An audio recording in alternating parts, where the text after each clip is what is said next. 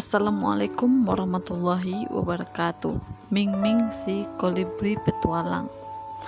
Kolibri tidak membaca buku tuntunan hidup tentang apa yang mesti mereka kerjakan. Mereka terdorong untuk mengerjakan apa yang mereka inginkan. Ming Ming adalah seekor anak burung kolibri. Ia gemar sekali bertualang. Ming Ming yang hanya diasuh oleh induk betinanya ini seringkali tak mendengarkan petua induknya yang melarang dirinya pergi terlalu jauh dari sarang karena ia masihlah sangat muda. Sementara di luar sana ada begitu banyak bahaya yang mengancam. Tapi ibu, aku hanya ingin mengesap madu bunga-bunga nan indah di ladang bunga seberang hutan, ujar Ming Ming sembari alasan pada induknya. Di daerah dekat sarang kita tidak ada bunga-bunga seindah ladang bunga di sana. Iya nak, tapi tunggulah kau besar sedikit, induk Ming Ming berujar lembut sembari menyapu sayang kepala anaknya itu. Ibu hanya khawatir karena seringkali terlihat putra Adam dan putri Hawa mendatangi tempat tersebut. Bagaimana jika mereka menangkapmu? Ming Ming akhirnya hanya diam saja jika diberi jawaban seperti itu oleh induknya. Tapi jangan salah, bukan Ming Ming namanya jika ia akan begitu saja menurut petua induknya. Ia sudah terlanjur menyukai petualang kecilnya ke ladang bunga seberang hutan. Itu karena di sana memang terdapat bunga-bunga yang bermekaran dan indah. Tentunya madu yang diserap oleh Ming Ming pun juga sangatlah manis. Karena itulah ia suka. Ming Ming memang menggemari manisnya madu. Nantilah ketika ibu sedang lengah baru aku pergi ke sana, bisik Ming Ming dalam hati. Dan benar saja, ketika induknya sedang sibuk melakukan pekerjaannya, Ming Ming langsung mengambil ancang-ancang untuk terbang memulai petualangannya ke ladang bunga yang indah. Sepanjang perjalanan menuju ke sana, Ming Ming sudah membayangkan rasa manis bunga-bunga yang tumbuh indah di ladang bunga yang akan disesapnya nanti. Manisnya, liurnya bahkan menetes membayangkannya. Tidak tunggu lama, selepas Ming Ming sampai di ladang bunga, ia langsung terbang ke sana kemari menghampiri bunga-bunga indah untuk disesapi madunya. Beberapa puluh menit Ming Ming tenggelam dalam aktivitasnya yang mengasihkan itu. Akan kusesapi madu-madu kalian semua, wahai bunga-bunga indah, seru Ming Ming dengan riang. Tapi celakalah bagi Ming Ming, saking asyiknya mengesap madu, ia tidak menyadari ternyata ada seorang putra Adam yang memperhatikannya. Bulu Ming Ming yang memang sangat cantik membuat dia berniat menangkap burung Ming Ming si kolibri petualang itu. Dan dengan Ming Ming yang tidak memperhatikan sekelilingnya, tidaklah sulit untuk menangkapnya. Hap! Ming Ming masuk ke dalam perangkap. Ming Ming terkejut mendapati dirinya telah berada di dalam jaring perangkap.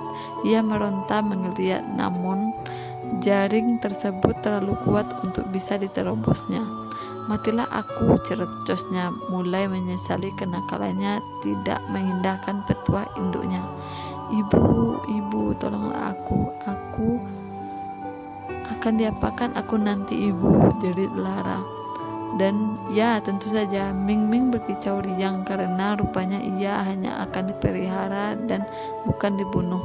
Belum lagi ia juga diberi madu-madu yang rasanya luar biasa manis. Wah, enaknya hidupku, pikirnya polos. 1, 2, 3 hari dilampauinya dengan riang, makan, tidur, dan kadang juga mengobrol dengan burung-burung tetangga sangkarnya. Tapi memasuki bulan kedua, ia tinggal di rumah barunya. Ming Ming akhirnya merasa jenuh. Wahai kalian kawanku para burung, tidaklah kalian bosan tinggal di sini? Tanyanya. Tidak juga, balas Nunu, burung nuri tetangga sangkar sebelah kiri Ming Ming. Aku sudah sekian lama berada di sangkar ini. Aku juga tidak, sebab setiap hari hanya tinggal makan dan tidur yang disediakan oleh putra Adam itu. Bagaimana mungkin aku bosan, tambah si Layang. yang sangkarnya tepat di hadapan sangkar Ming Ming, turut membenarkan perkataan Nuri. Justru itu, aku bosan setiap hari hanya tinggal menerima yang diberikan padaku, ujar Ming Ming lemas setelah mendengar jawaban kawannya sesama burung dalam sangkar. Aku rindu melakukan petualangan kecilku, terbang ke sana kemari menghampiri bunga-bunga. Aku juga sangat merindukan indukku. Beberapa hari kemudian dihabisi Ming Ming dalam kegelisahan. Tidak lagi terdengar kicauan riang darinya. Aku ingin pulang, keluar dari sini, lirihnya. Dan Ming Ming akhirnya membulatkan tekad, pokoknya bagaimanapun caranya ia harus keluar dari sangkarnya dan kembali ke sarangnya.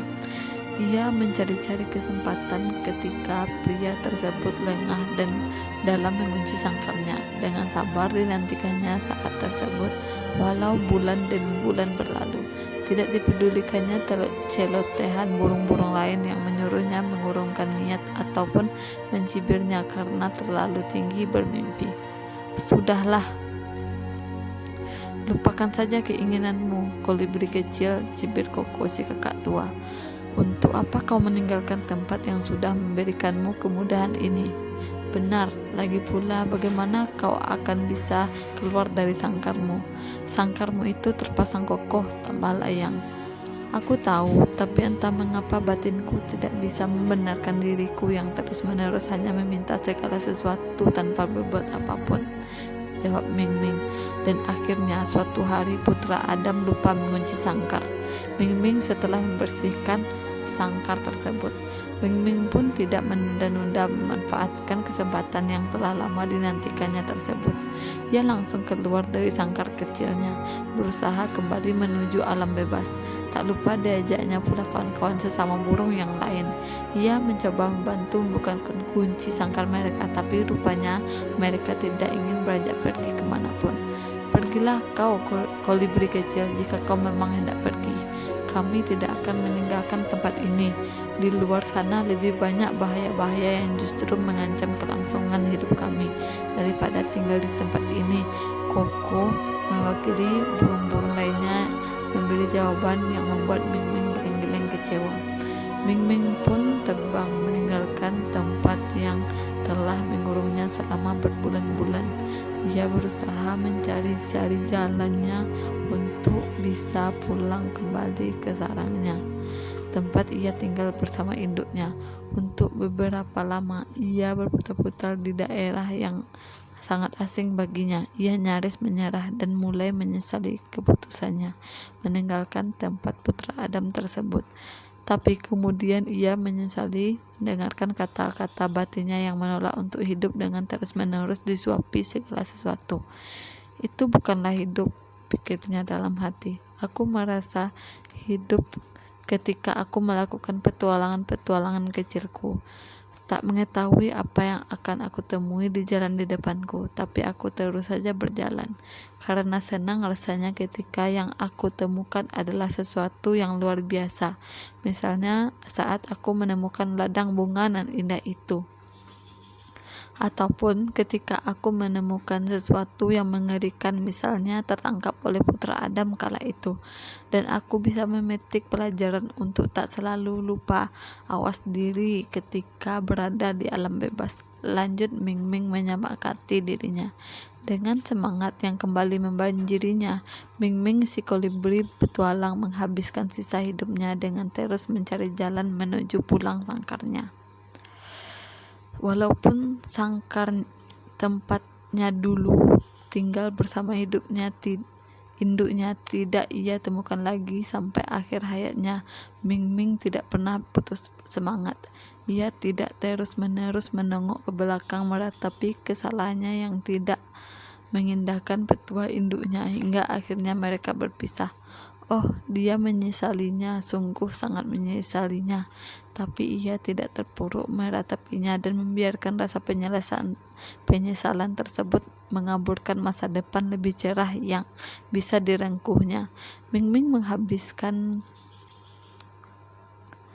sisa hidupnya dengan terus melakukan petualangannya. Ia tidak takut akan petualangannya sebelum, meskipun pernah tersandung karenanya. Ia pun bertemu dengan beragam macam makhluk hidup lainnya yang banyak mengajarkannya tentang hidup. Ia juga bertemu dengan kolibri-kolibri lain, dan bahkan ia pun memiliki bayi-bayi kolibri miliknya sendiri yang ia asuh penuh sukacita dan ia ajarkan tentang kehidupan di alam raya ini. Fakta kolibri. Kolibri adalah burung yang bersedia makan dari alat pemberi makan burung kolibri. Namun mereka tidak selamanya ingin menerima begitu saja makanan tersebut. Mereka akan ingin untuk meresap sendiri madu-madu dari bunga-bunga yang mereka hampiri. Kolibri tidak membaca buku tuntunan hidup tentang apa yang mesti mereka kerjakan. Mereka hanya terdorong untuk mengerjakan apa yang mereka inginkan. Hikmah cerita, kita sebagai manusia janganlah mau hanya menerima apa yang telah dicecarkan kepada kita, seperti pelajaran dari kolibri kecil yang bisa kita petik melalui fabel di atas. Hidup adalah ketika kita melakukan sebagai petualangan, tak mengetahui apa yang akan kita temui di depan jalan, tetapi kita terus saja berjalan, memetik kebahagiaan ketika yang kita temui adalah hal-hal indah. Memetik pelajaran ketika yang kita temui adalah halang rintang. Namun yang menjadi intinya adalah hiduplah dengan berjalan dengan kaki sendiri, bukan dengan dijunjung oleh orang lain. Jangan takut kaki Anda tersandung ketika berjalan sendiri. Justru saat lagi dijunjung oleh orang dan Anda terjatuh, maka sakitnya lebih bukan kepalang. Wassalamualaikum warahmatullahi wabarakatuh.